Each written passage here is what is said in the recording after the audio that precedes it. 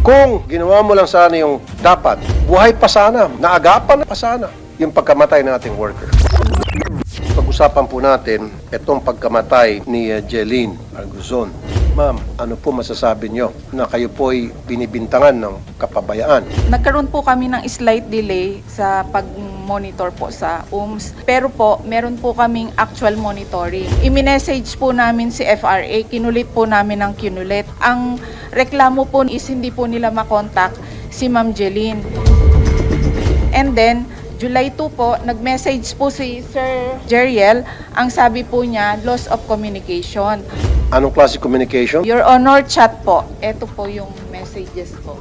Bakit chat? Bakit hindi video call? Meron din po kaming voice call, hindi po siya sumasagot. So hindi sumasagot yung ating worker, dapat doon nagpanik na kayo, nataranta na dapat kayo. There's something wrong.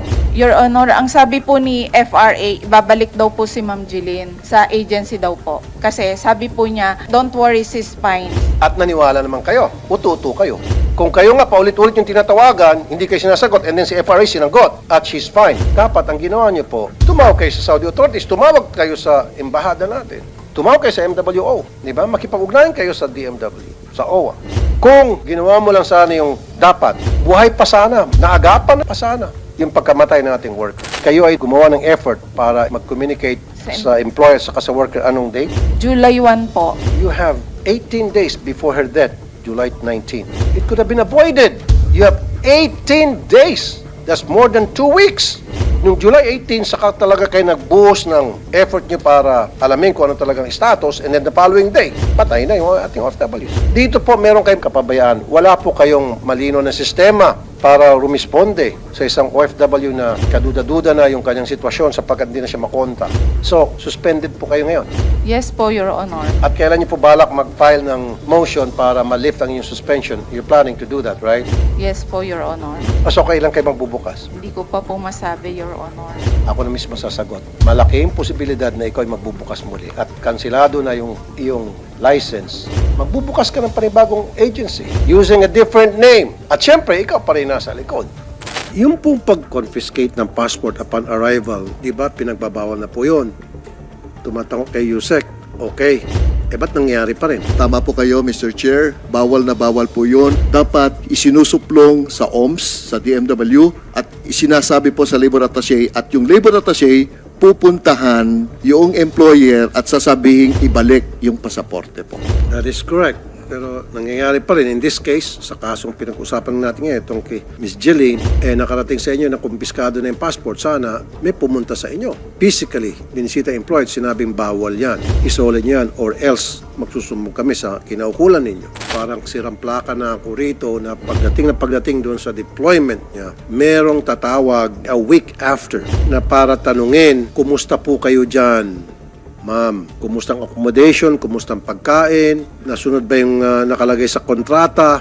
Yun po yung drill na ating pong pinapatupad at yun po yung hindi po nagawa.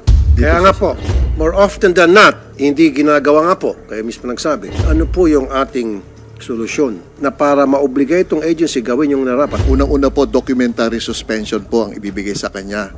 Pangalawa, siya po ay sasampahan ng isang recruitment violation dahil hindi po tama yung pagmamonitor niya sa ating OFW. At ano po yung penalty doon sa recruitment violation?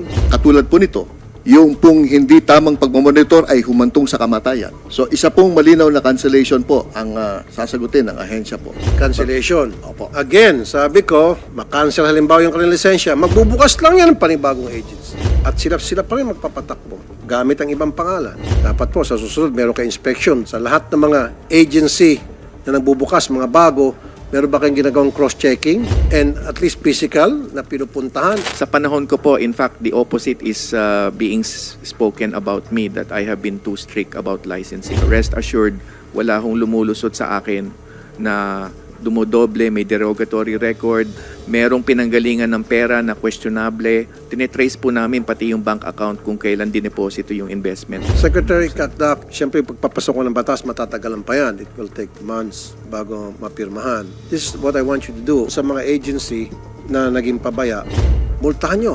Milyones. Yan ang pag-usapan nyo. Yung sa akin naman, pagkakakulong at multa, dapat may makulong. Nang sa gayon, sample yun madadala.